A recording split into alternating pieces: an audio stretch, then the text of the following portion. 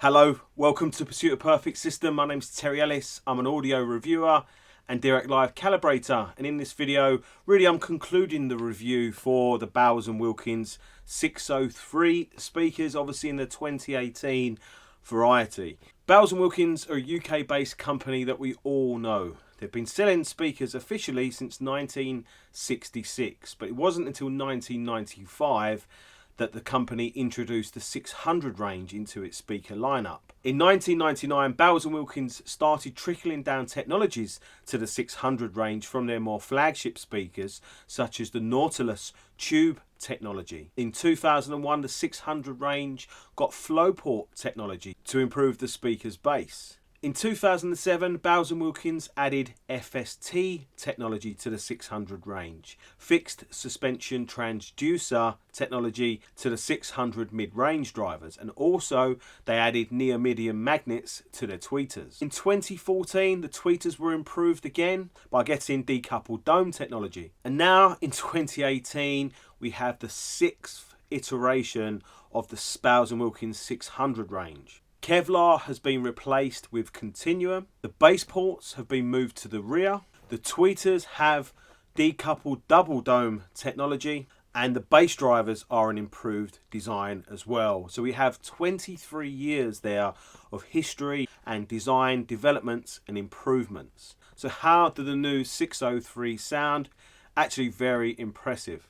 So this is really the conclusion to the review. I've created several videos already. I would suggest start at the beginning, go and watch the introduction video, which I'll link up there, because that goes through all the spec, a closer look at the speakers. Following that, there are 4 song demonstration videos to give you some context for how these speakers sounded in our review system. So if you found your way to this video first, I would suggest going watching those. And before I jump into the review, I want to thank Nintronics, the excellent HiFi and AV dealership, for loaning me this sample for review. So let's start by talking about the mid-range, because the Continuum material FST mid-range driver is really the star of the show here. It's fast, it's clean, it's uncoloured, and it's pretty damn fantastic. Vocals are presented very cleanly and accurate to a point. I found the vocals and mid-range to be a little forward, but because they are so clean, they come across as having fantastic leading edge clarity, and that is what gives it the fast and nimble presentation. I think the Bowers and Wilkins engineers have then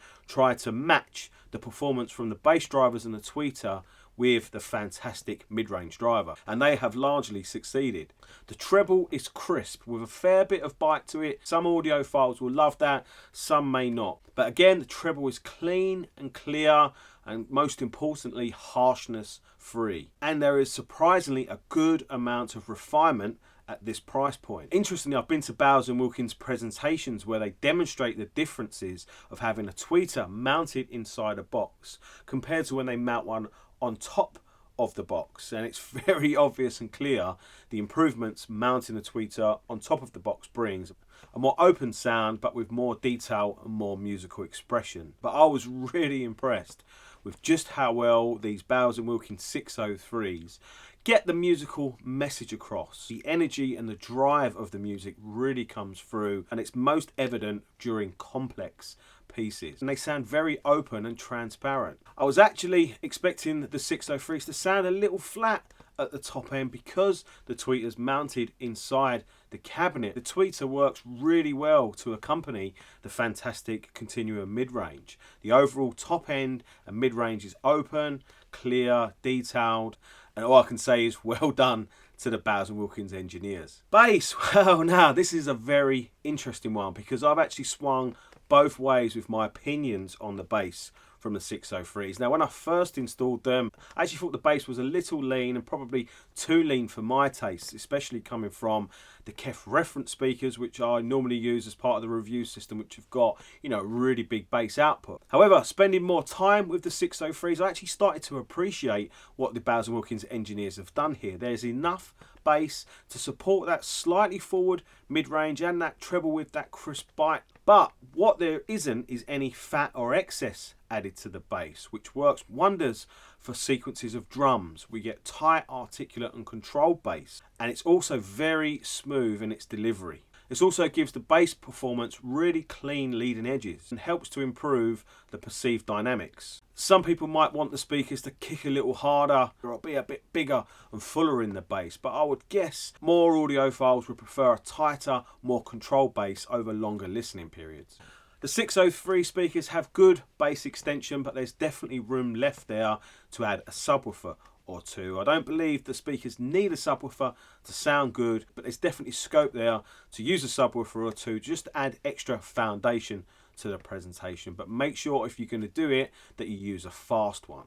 Overall, the speakers sound clean and lively, and they give good energy and drive to the music with just about enough sweetness to balance, but not too much to become boring. At their price point of £1,249, there's really a lot to like and not a lot to dislike. And at this price point, I always feel it's more important for the manufacturers to spend the bulk of their production budget on the components as opposed to the casework and the jewellery. And I think that's exactly what Bowers and Wilkins have done here. I think the 603s look really nice, they look really smart, modern and elegant, but you can clearly tell the bulk of what you pay has gone into the speaker driver and internals. So again, well done to the Bowers and Wilkins engineers. My final thoughts: this is the 6th iteration of the Bowers and Wilkins 600 speaker range. Does that mean this is the last iteration that we'll see? Probably not, because they've been a success for Bowers and Wilkins for over 20 years, and with the quality of these speakers,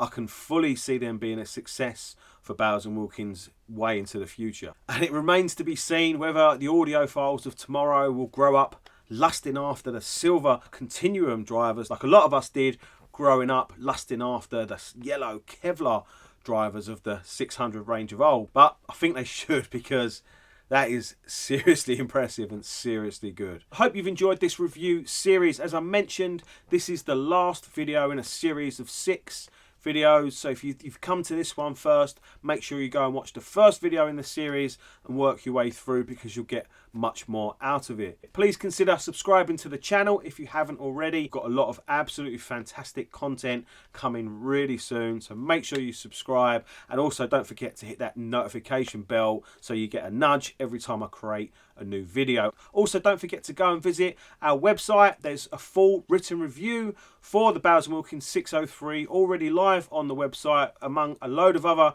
really interesting news, articles and reviews. So go and check those out, and I'll be seeing you in the next video. Take care.